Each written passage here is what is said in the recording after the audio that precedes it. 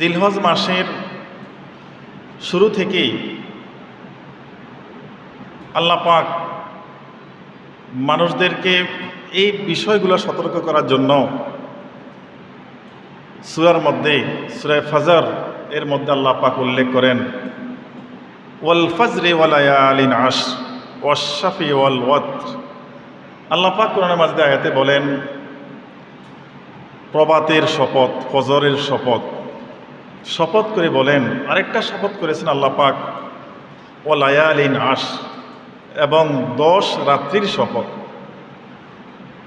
10 রাত্রির শপথ আব্দুল্লাহ ইবনে আব্বাস রইসুল মুফাসসিরিন ব্যাখ্যা করেছেন জিলহজ মাসের 10 তারিখ প্রথম থেকে 10 দিন, এই 10 রাত্রির 10 দিন, এই তারিখগুলোর শপথ আল্লাহ পাক এখানে করেছেন। সুবহানাল্লাহ। তো যেহেতু এই কোরআনে মাজিদে এই 10টি দিনের কথা, রাত্রির কথা আল্লাহ পাক উল্লেখ করেছেন, এই 10 রাতের মধ্যে, 10 দিনের মধ্যে আমাদের কিছু করণীয় রয়েছে। প্রথম কাজ হলো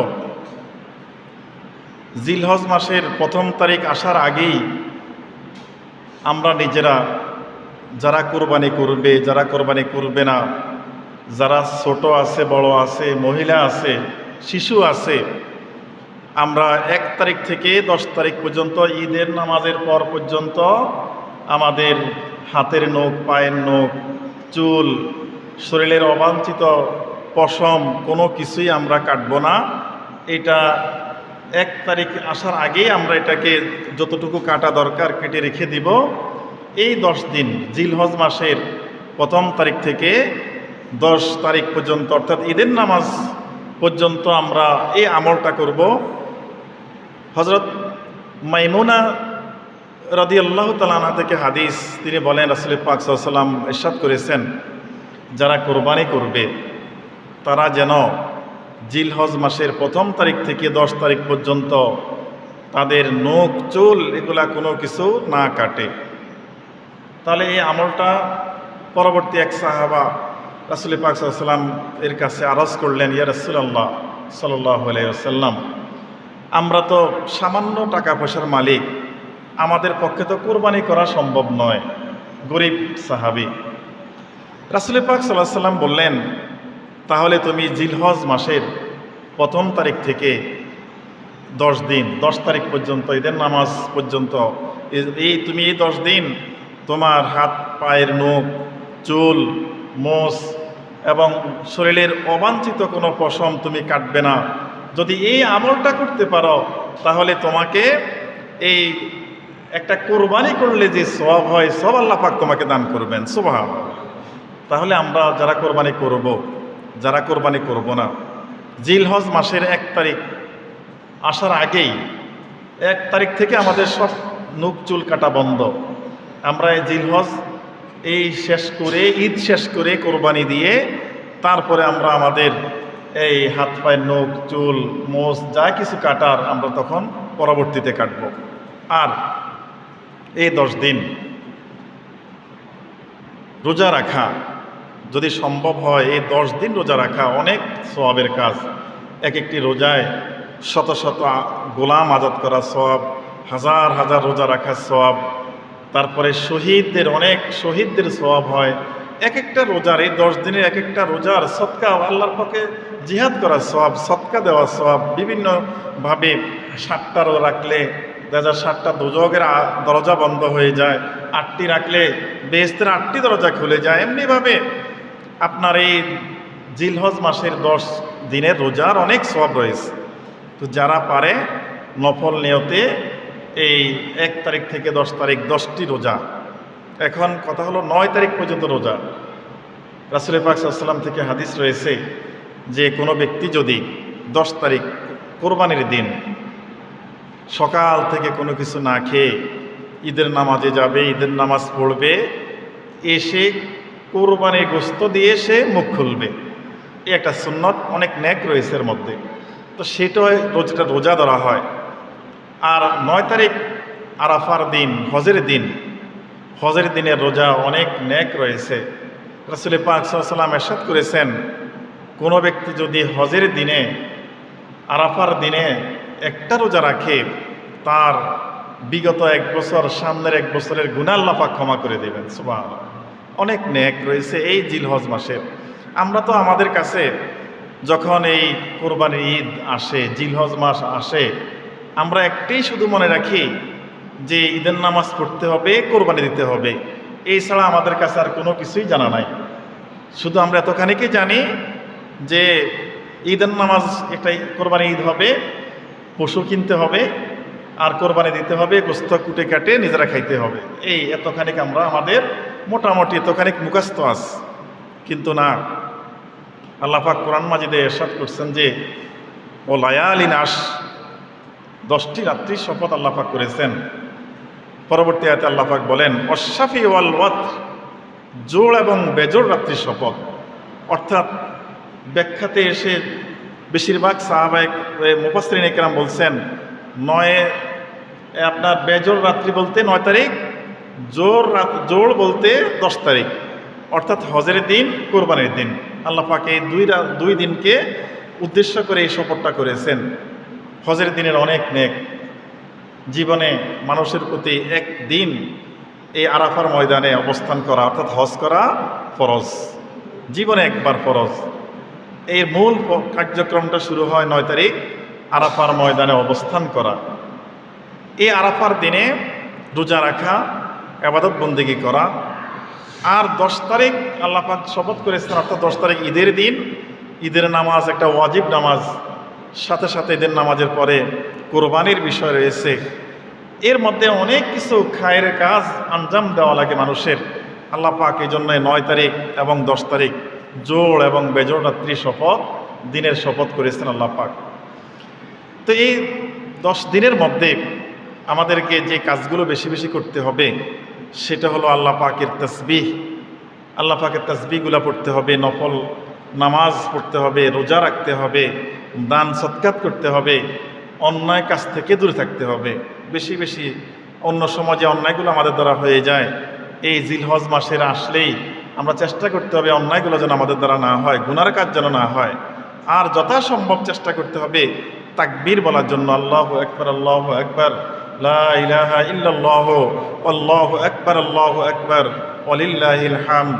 এই তাকবীর শুধু যে আমরা হজের দিন বলবো এরকম নয়, জিলহজ মাস আসলেই সৌদি আরব যারা আছেন দেখবেন 1ম তারিখ থেকে এরা অল্প আওয়াজে গেটের সামনে ছোট ছোট আপনার সাউন্ড বক্স রেখে দেয় আর তাকবীর করতে থাকে। তাকবীর মানুষকে স্মরণ করায় দেয় জিলহজ মাস চলতেছে, মনে মনে যেন তাকবীরটা পড়ে সবাই। তাকবীর, আল্লাহু আকবার, আল্লাহু আকবার, লা ইলাহা ইল্লাল্লাহু, আল্লাহু আকবার, আল্লাহু আকবার, ওয়ালিল্লাহিল হামদ।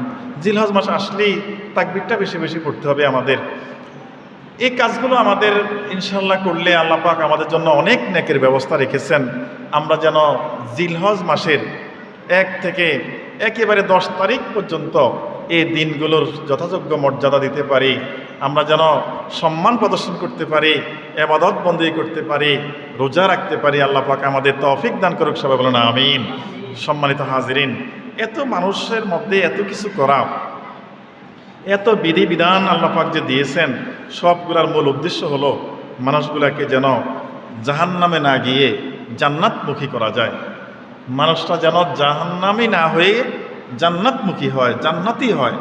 এই জন্য আল্লাহ পাক কত ইবাদত, কত বোনাস, কত অল্প সময়ে আপনার ইবাদত করলে অনেক বেশি সওয়াব আল্লাহ পাক ব্যবস্থা রেখে দিয়েছেন, যেন জাহান্নাম থেকে মানুষগুলোকে বাঁচানো যায়।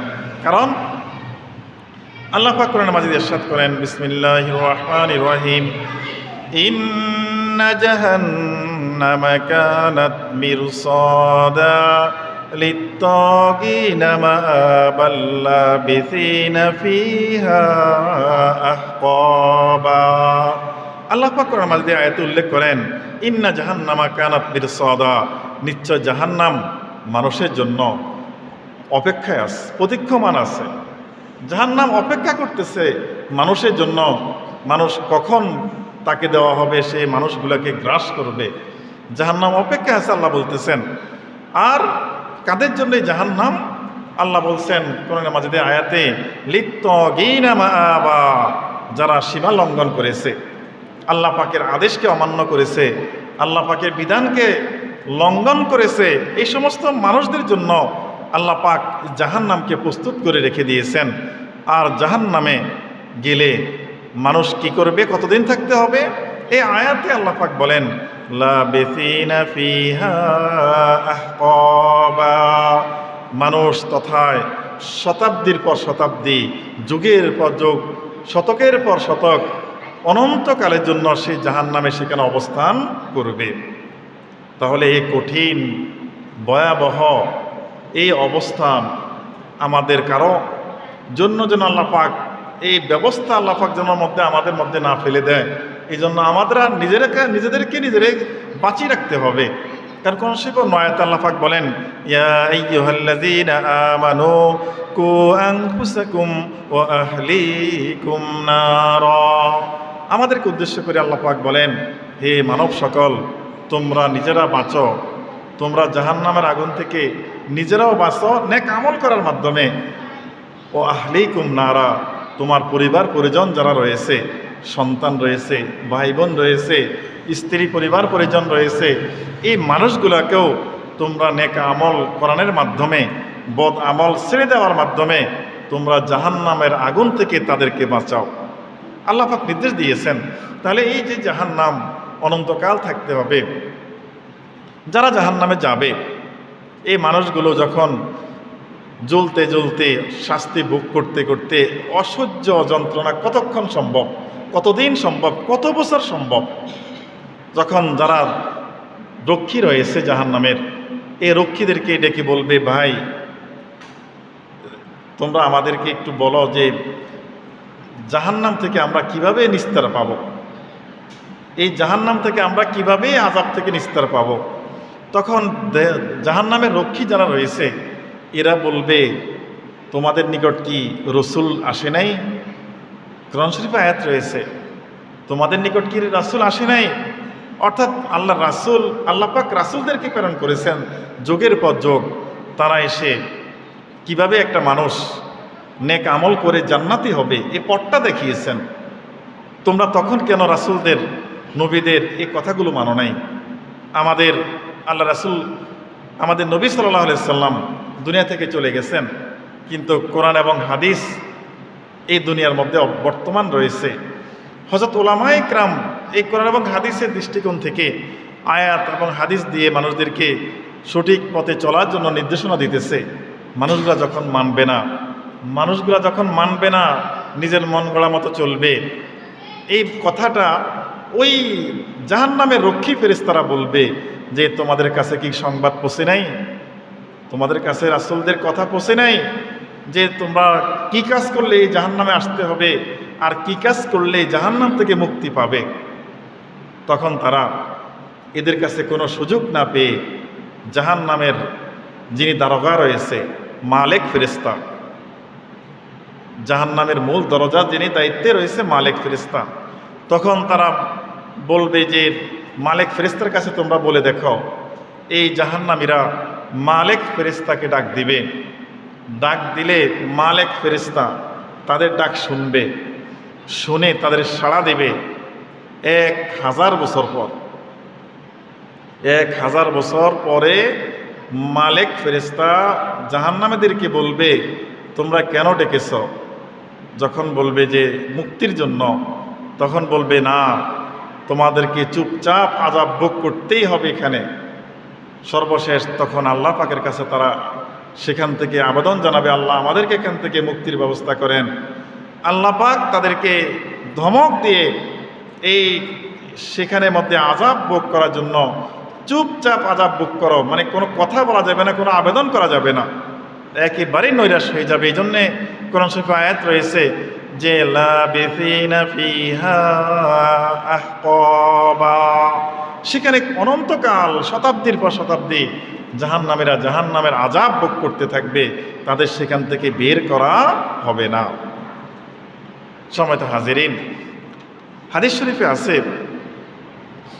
ওয়ান আমর ইবনে শুআইব রাদিয়াল্লাহু তাআলা আনহু قال قال رسول الله صلى الله عليه وسلم ইউহশারুল মুতাকাব্বিরিনা আমসালাজ জারি ইয়াউমাল কিয়ামাতি ফি সুওয়ারির রিজালি ইয়াগশাহুমুজ যুল্লু মিন কুল্লি মাকান।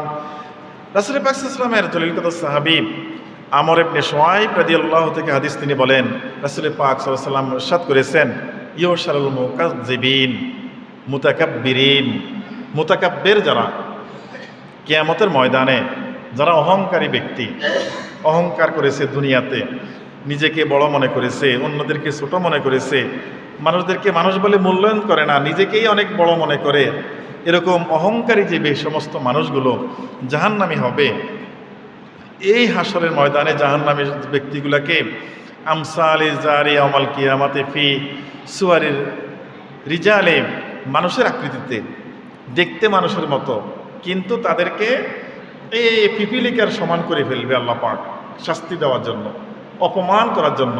দুনিয়াতে তোমরা তোমাদেরকে অনেক বড় মনে করেছো, আর কিয়ামতের ময়দানে মানুষগুলাকে অহংকারী তাকাব্বর, অহংকার যারা করেছে একেবারে ক্ষুদ্র করে ফেলবে, অর্থাৎ থেকে পিপিলিকার আকৃতি করে ফেলবে, থাকবে মানুষের মতেই, আকৃতি মানুষের মতেই, একেবারেই ছোট করে ফেলবে, তাদের দাম্ভিকতা অহংকার ব্যঙ্গে চুরমার করে দেওয়ার জন্য। তখন রাসূল পাক সাল্লাল্লাহু আলাইহি ওয়াসাল্লাম বলেন, ইয়াগশাহুমুজ যুল্লু মিন কুল্লি মাকান, চতুর্দিক থেকে তাদেরকে অপমান অপদস্থ বেষ্টন করে ফেলবে, অপমান, তাদের জন্য অপমানের শেষ থাকবে না। এই ছোট অবস্থা, এত ছোট মানুষ হলে সে দৌড়ায় কতখানিক যাবে, মানুষের পাড়ার নিচে পড়বে, অপমান হবে, এই ঘামের মধ্যে থাকবে, বিভিন্ন সমস্যায় পড়ে যাবে এই মানুষগুলা। তারপরে ইউসাকুনা ইলা সিজনি মিন জাহান্নাম, তখন এই তাকাব্বরী মানুষগুলাকে এখান থেকে বিচারের পর জাহান্নামী হয়ে যাবে, তাদেরকে জাহান্নামে নিক্ষেপ করবে। সেখানে জাহান্নামের ভিতরে একটা আবার কি রয়েছে, জাহান্নামের ভিতরেও কারাগার রয়েছে। হ্যাঁ, ওই যে ইউসুফ আলাইহিস সালামের যখন যে কারাগারে ছিলেন, সে কারাগারের মধ্যে এই যারা বেশি দুষ্ট, যারা বেশি মারামারি করে, জেলখানার ভিতরে আবার ছোট ছোট রুম রয়েছে লোহার শিকলের, সেখানের মধ্যে তাদেরকে আটকে রাখে, যেন তারা অন্য মানুষের সাথে মিশে যেন তারা কি করতে না পারে, মারামারি করতে না পারে। একই অবস্থা জাহান্নামের আগুনের ভিতরে আবার আল্লাহ পাক কারাগার নির্মাণ করেছেন, সেটার নাম দিয়েছেন ইউসাম্মা বাউলাস নামক কারাগার তাদের জন্য, যারা মুতাকাব্বিরিন, অহংকার অহমিকা গর্ব অহংকার বরে দুনিয়াতে চলাফেরা করছে। এই আল্লাহ পাক করবেন কি, যে তা'লুহুম নারু আনয়ার, চতুর্পাশ থেকে তাদেরকে আগুনের লেলিহান দিয়ে তাদেরকে শাস্তি দিতে থাকবে, জ্বালাতে থাকবে। এমনি তো আগুনের মধ্যে যদি আরও বেশি লেলিহান দেওয়া হয়, সেটার তীব্রতা অনেক বেশি বেড়ে যায়। তো এই তীব্রতা দিয়ে তাদেরকে চরম শাস্তি দিতে থাকবে। আর যখন তারা শাস্তি ভোগ করতে করতে একটু পানি চাবে, যে গলা তো আসছো না, একবারে কলিজা পর্যন্ত শুকিয়ে যায়, পড়া যায়, একটু পানি খাইলে মনে হয় আরাম লাগবে, তখন রাসূল পাক সাল্লাল্লাহু আলাইহি ওয়াসাল্লাম বলেন, জাহান্নামের মধ্যে ইউসকাউনা মিন উসারাতি আহলিন নার, উসারা থেকে এই তাদেরকে কিছু খানা, একটু পানি খাইতে দিবে। সেটা কি? সেটা হলো ওই যে জাহান্নামীদেরকে যখন আগুনে জ্বলায়, জ্বলতে জ্বলতে এদের গা থেকে আপনার রক্ত, পুজ, এগুলা ময়লা আবর্জনা পড়তে পড়তে একটা জায়গার মধ্যে জমা হয়। সেখানে এই জমা হয়ে এই দুর্গন্ধময় এই সমস্ত গ্লাসে করে এদেরকে খেতে দিবে। এগুলা খাইলে তার নাড়িগুলো সহকারে সব বের হয়ে যাবে। শান্তিতে দূরের কথা, অশান্তির আরও শেষ থাকবে, একেবারে শেষ নয়। এই জন্য আল্লাহ রাসূল বলছেন যে তাদেরকে ওসারাতিন আহলিন নার, জাহান্নামীদের এই গলিত এই সমস্ত জিনিস তাদেরকে যখন ভক্ষণ করতে দিবে, তাদের আযাব আরও বেড়ে যাবে। সুতরাং এই আমরা যখন দুনিয়াতে চলবো, চেষ্টা করব নিজেকে এমনভাবে চলার জন্য যে যিনি আমার থেকে ছোট, তিনি আমার থেকে কম গুনাহ করেছে, তার থেকে আমি খারাপ। আর যারা আমার থেকে বড়, চিন্তা করতে হবে তারা আমার থেকে হয়তো অনেক নেক বেশি করেছে, তার থেকেও আমি খারাপ।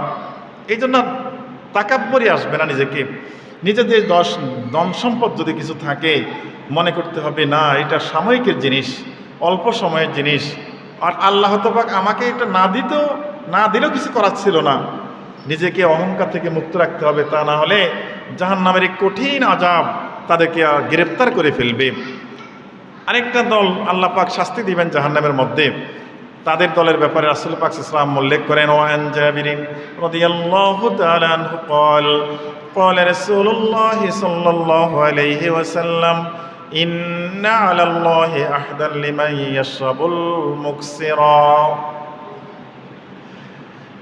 রাসূল পাক সাল্লাল্লাহু আলাইহি ওয়াসাল্লাম হাদিসে উল্লেখ করেন যে আল্লাহ পাক যারা একটা অঙ্গীকার রয়েছে, আল্লাহ পাক অঙ্গীকার করেছেন, সেটা কি? সেটা হলো যারা মদ পান করেছে দুনিয়াতে, এই মানুষগুলোকে কিন্তু দেখা যায় না। যারা মদ পান করে এই মানুষগুলো একেবারে নীরবে, একেবারে আপনার নির্জন জায়গায় গিয়ে তারা এই হারাম কাজটা করে, মদ খায়। তাদের জন্য আল্লাহ পাক কি করবেন? রাসূল পাক সাল্লাল্লাহু আলাইহি ওয়াসাল্লাম বলেন, আইয়াসকিয়াহু মিন তিনাতিল খবাল, তাদেরকে তিনাতিল খবাল নামক পানীয় তাদেরকে জাহান্নামে আল্লাহ পাক খাওয়াবেন। সেটা কেমন? রাসূল পাক সাল্লাল্লাহু আলাইহি ওয়াসাল্লাম রাসূলকে এটা শুনে প্রশ্ন করলেন, ক্বালু ইয়া রাসূলুল্লাহ সাল্লাল্লাহু আলাইহি ওয়াসাল্লাম মা তিনাতুল খবাল, তিনাতুল খবালটা কি? আল্লাহ সাহাবা ইকরাম প্রশ্ন করছেন আল্লাহ রাসূলকে। রাসূল পাক সাল্লাল্লাহু আলাইহি ওয়াসাল্লাম জবাব দিয়েছেন, ক্বালা ইতকুন আহলিন নারে ওয়া উসারাতু আহলিন নার। তখন যে জিনিসটা তাদেরকে খাওয়ানো হবে, জাহান্নামীদের গায়ের ঘাম এবং উসারা, ওই যে রক্ত, পুজ, ময়লা আবর্জনা বেয়ে যে পানিটা পড়ে, এটা তাদেরকে খাওয়ানো হবে দুনিয়াতে হারাম মদ কেন তারা ভক্ষণ করেছে সে শাস্তি হিসাবে। সুতরাং এই মদ নামক অ্যালকোহল, নেশা জাতীয় জিনিস কোনো অবস্থা যেন আমরা গ্রহণ না করি, তা না হলে পরকালীন জীবনে এই শাস্তি অবশ্যই অপেক্ষা করতেছে যে আল্লাহ পাকে কঠিন শাস্তি দিবেন। পরকালীন জীবনে যে আল্লাহ পাক যে আগুনের ব্যবস্থা করেছেন, এই আগুনের তীব্রতাটা কেমন? আমরা তো জাহান্নামের মধ্যে আগুন, এটা সবাই জানি। দুনিয়াতে আমরা যে আগুনটা দেখতেছি, আমাদের মধ্যে এই স্বাভাবিক যারা হারিকেন অথবা চুলা এর মধ্যে আগুন দেখে, গ্যাসের চুলাতে আগুন দেখে আর একটু বেশি, তারপরে আমাদের যে ব্রিকফিল্ডগুলো রয়েছে, ভাটার মধ্যে দেখা যায় আগুনের তাপ দেহ কত বেশি, এটা দুনিয়ার আগুন।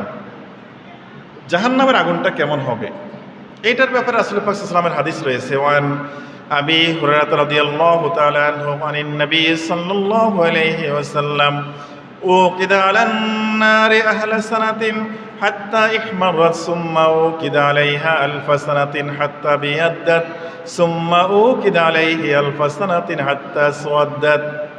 রাসূল পাক সাল্লাল্লাহু আলাইহি ওয়াসাল্লামের জলিল কত সাহাবী আবু হুরায়রা রাদিয়াল্লাহু তাআলা আনহু থেকে হাদিস তিনি বলেন, রাসূল পাক সাল্লাল্লাহু আলাইহি ওয়াসাল্লাম উল্লেখ করেছেন যে জাহান্নামের আগুন 1000 বছর উত্তপ্ত করা হয়েছে, তাপ দেওয়া হয়েছে, যা আগুনটাকে আরও বেশি লিলিহান করা হয়েছে, তাপ বৃদ্ধি করা হয়েছে। যেমন আমরা দুনিয়ার মধ্যে এখন দেখেন আপনার পারমাণবিক যে চুল্লি রয়েছে, স্বাভাবিক আগুন থেকে 1000-1500 গুণ তারা তাপ সৃষ্টি করে। 100 ডিগ্রি তাপমাত্রা হলেই তো সব গলে যায়, ছাই হয়ে যায়। 1000-1500 গুণ তাপ তারা তৈরি করে মানুষই পারমাণবিক চুল্লির মধ্যে। এমনিভাবে জাহান্নামের মধ্যে আগুনটাকে মনে করেন নীল হলুদের মধ্যে হয়তো এরকম একটা কালার ছিল আগুনটা। এই আগুন স্বাভাবিক আমাদের দুনিয়াতে যে আগুনটা, এই আগুনকে তাপ দিতে দিতে এইভাবে এই তীব্রতা বাড়তে বাড়তে 1000 বছর যখন এই প্রজ্বলিত করা হলো, তখন আগুনের রং হয়ে গেছে পুরা লাল রং হয়ে গেছে। ইহমারাত, রাসূল পাক সাল্লাল্লাহু আলাইহি ওয়াসাল্লাম বলেন পুরা লাল হয়ে গেছে। 1000 বছর পর এই লাল আগুনটাকে জাহান্নামের আবার তাপ দেওয়া শুরু হয়েছে। আবার আল্লাহ রাসূল বলেন সুম্মা উকিদা আলাইহা আলফা সানাতিন, আবার 1000 বছর এই লাল আগুনটাকে তাপ বাড়তে বাড়তে দিতে দিতে আবার রং পরিবর্তন হয়ে আবিয়াদ্দাত, এটা সাদা রং হয়ে গেছে। স্বাভাবিক আগুনের রং থেকে 1000 বছর তাপ দেওয়ার পরে লাল আবার 1000 বছর এই আগুনটাকে তাপ দেওয়ার পরে হয়ে গেছে সাদা। সুম্মা উকিদা আলাইহা আলফা সানাতিন হাত্তা আসওয়াদাত। রাসূল পাক সাল্লাল্লাহু আলাইহি ওয়াসাল্লাম বলেন, সেই সাদা আগুনটাকে আবার 1000 বছর তাপ দিয়ে, তীব্রতা বাড়িয়ে তাপ দিতে দিতে আবার এটা রং পরিবর্তন হয়ে কালো রং হয়ে গেছে। তাহলে আগুনের রং প্রথম স্বাভাবিক ছিল, এই যে আগুন এটা 1000 বছর পরে লাল, আরও 1000 বছর তাপ দেওয়ার পরে হয়ে গেছে সাদা, আরও 1000 বছর তাপ দেওয়ার পরে হয়ে গেছে কালো। রাসূল পাক সাল্লাল্লাহু আলাইহি ওয়াসাল্লাম বলেন, ফাহিয়া সাউদা ও মুসলিমা, বর্তমান অবস্থা দোজখের আগুনটা কালো অবস্থায় রয়েছে। কারণ এত বেশি চিল্লাচিল্লি করবে জাহান্নামীরা, একে অন্যকে দেখবে না কালো আগুনের কারণে। আর এত বেশি তীব্রতা স্বাভাবিক আগুনে তো আমরা সহ্য করতে পারি না। এই হাদিস দিয়ে রাসূল পাক সাল্লাল্লাহু আলাইহি ওয়াসাল্লাম আমাদেরকে এই কথাটাই বোঝানোর চেষ্টা করেছেন, উম্মত রে, এই আগুন সহ্য করার মতো শরীর তোমার নাই, তুমি আগুনে যাওয়া যেন না যেতে হয় সে ব্যবস্থা দুনিয়া থেকে করতে হবে। কারণ এই আগুনে আপনাকে আমাকে যদি ফেলে দেওয়া হয়, তখন সেখান থেকে উঠে আসা অনেক কত হাজার বছর পরে সেটা তো সম্ভব নয়। যদি বেঈমান হয়ে মারা যায় একেবারে শেষ, অনন্তকালের জন্য সে আগুনের মধ্যে অবস্থান করতে হবে। রূহ আর যাবে না, মৃত্যু আর হবে না, মৃত্যু একবার, সেখানে আর মৃত্যু হবে না। শরীর জ্বলে পড়ে ছাই আঙ্গার হয়ে যাবে। ফেরেশতারা আবার এই আঙ্গারটাকে উঠিয়ে আবার বড় দেহ বানাবে, বড় দেহ বানিয়ে আবার ফেলে দিবে। এইভাবে আযাব চলতেই থাকবে। সুতরাং এই কথাগুলো, এই হাদিসগুলো দ্বারা একমাত্র উদ্দেশ্য যেন আমাদেরকে আগুনে না যেতে হয়, সে পথের মধ্যে আমরা চলা, যেন আমরা একটু জান্নাতে যাওয়ার পথে চলতে পারি। এই সেই জন্যেই আল্লাহ রাসূল এত পরিশ্রম করেছেন এই দুনিয়ার মধ্যে।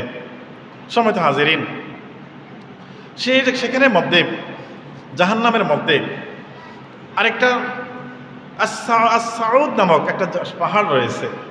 আল্লাহ রাসূল হাদিস শরীফে বলেন, আস-সাউদু জাবালুন মিন নারে ইয়াতাসাআদু ফীহি ৭০ খরিফা ওয়া ইউহওয়া বিহি কাযালিকা ফী আবাদা। সাউদ নামক একটা পাহাড়, অর্থাৎ বিশাল জাহান্নাম। সেখানের মধ্যে ভিতরে অনেকগুলো পাহাড় রয়েছে, আগুনের পাহাড়। এই পাহাড়ের মধ্যে কিছু মানুষের শাস্তির জন্য, কঠিন শাস্তিটাকে আরও বাড়ানোর জন্য, এমনি তো জাহান্নামে আছেই, এখান থেকে উঠিয়ে আনে আবার বেশি শাস্তি দেওয়ার জন্য এই সাউদ নামক পাহাড়ে তারা তাদেরকে টেনে হিঁচড়ে আযাবের ফেরেশতারা উঠাতে থাকবে। উঠাতে উঠাতে ৭০, রাসূল পাক সাল্লাল্লাহু আলাইহি সাল্লাম বলেন ৭০ বছর লাগবে শুধু জাহান্নামের তলদেশ থেকে পাহাড়ে তাদের মাথায় উঠাতে। জাহান্নামের ভিতরে ৭০ বছর টানতে টানতে উঠাবে। উঠানোর পরে সেখান থেকে আবার সেখান থেকে ছেড়ে দেবে, ৭০ বছর লাগবে সেখান থেকে আবার জাহান্নামের তলদেশে পড়তে। এভাবে তাদেরকে কিছু মানুষ আছে, তাদেরকে শাস্তির মধ্যে আল্লাহ পাক ফেলে দিবেন। অন্য হাদিসে আছে যে জাহান্নামের মধ্যে একেবারেই নিম্নতম শাস্তি, কম, যেটা নিচা শাস্তি হতে পারে না, এই শাস্তিটা শুধুমাত্র পৃথিবীর শুরু থেকে এই পর্যন্ত একজন মানুষকে দেওয়া হবে। তিনি হলেন রাসূল পাক সাল্লাল্লাহু আলাইহি ওয়াসাল্লামের চাচা আবু তালেবকে। যেহেতু তিনি দুনিয়ায় থাকতে আব্দুল মুত্তালিব দাদা ইন্তেকালের পর এই আবু তালেব আল্লাহ রাসূলের দায়িত্বভার নিয়েছেন। আল্লাহ রাসূলের সাথে শিয়াবে আবু তালেবে তিনি বন্দী ছিলেন। শত্রুর আক্রমণ থেকে, কাফেরদের আক্রমণ থেকে আবু তালেব রাসূল পাক সাল্লাল্লাহু আলাইহি ওয়াসাল্লামকে রক্ষা করার চরমভাবে চেষ্টা করেছেন, যেন কোনো অবস্থায় আঁচল না দিতে পারে। সে আবু তালেব শেষ পর্যন্ত ঈমানটা আনে নাই, কিন্তু অনেক ভালো কাজ করেছে, ঈমান আনে নাই। সেজন্য সবচেয়ে নিচের নিম্নতম শাস্তি দেওয়া হবে আবু তালেবকে। হাদিস শরীফে রাসূল পাক সাল্লাল্লাহু আলাইহি ওয়াসাল্লাম বলেন, ওয়া আন আব্দুল্লাহ ইবনে আব্বাস রাদিয়াল্লাহু তাআলা আনহু قال رسول الله صلى الله عليه وسلم أهوان أهل النار عذاب أبو طالب। সবচেয়ে সহজতর হালকা শাস্তি দেওয়া হবে আবু তালেবকে। কি করা হবে? অহুয়া ইউনাইলু বিনালাইন, তাদের দুইটা আগুনের জুতা পরিয়ে দেওয়া হবে তার পায়ের মধ্যে। বসতে দেওয়া হবে না, শুইতে দেওয়া হবে না, দাঁড় করেই রাখবে। আর এই পায়ের মধ্যে দুটা জুতা, আগুনের জুতা দিয়ে দিবে। জুতাটা যত সময় যাক কোনো অবস্থায় তাপ কমবে না, আগুনের জুতা, আগুনের তাপ কোনো অবস্থায় কমবে না। এরকম দুটা জুতা তাকে দেওয়া হবে। আগুনে ফেলে দেওয়া হবে না, জুতা দিবে তাকে, আবু তালেবকে। তারপরে কি হবে? ইয়া গেলি মিনহা দিমা গুহা, রাসূল পাক সাল্লাল্লাহু আলাইহি ওয়াসাল্লাম বলেন যে এই দুটা আগুনের তাপে তার পাগুলা পুড়ে ছাই হয়ে উপরে আসতে আসতে মাথার মগজগুলো ভাত যেরকম টকবক করে, তার মগজটা এভাবে টকবক করতে থাকবে, গলে যাবে। এত শাস্তি হবে, মাত্র দুটা জুতা তাকে পড়েই দেওয়া হবে। জাহান্নামের একেবারে হালকা শাস্তি। এই শাস্তিটা তো ভোগ করার মতো ক্ষমতা আমাদের আছে নাকি? নাই। তাহলে আমরা একটু চিন্তা করতে হবে যে আমরা যে অন্যায় করি, অপরাধ করি, ইসলামের পথে, দিনের পথে চলি না কেন? আমরা এই শাস্তিগুলো কি আমরা সহ্য করতে পারবো? সহ্য করতে যদি আমরা না পারি, তাহলে আমরা ফিরে আসতে হবে, নামাজ কালামগুলো ধরতে হবে, অন্যায় অপরাধগুলো ছেড়ে দিতে হবে, যেন আমরা এই জাহান্নামী না হয়ে নবীদের সাথে, আপনার সুহাদা সালেহিনদের সাথে, আল্লাহর ওলিদের সাথে যেন আমরা জান্নাতি হতে পারি। আল্লাহ পাক আমাদের সেই তৌফিক দান করুক। সবাই বলুন আমিন। ওয়া আখির দাওয়ানা আনিল হামদুলিল্লাহি রাব্বিল আলামিন।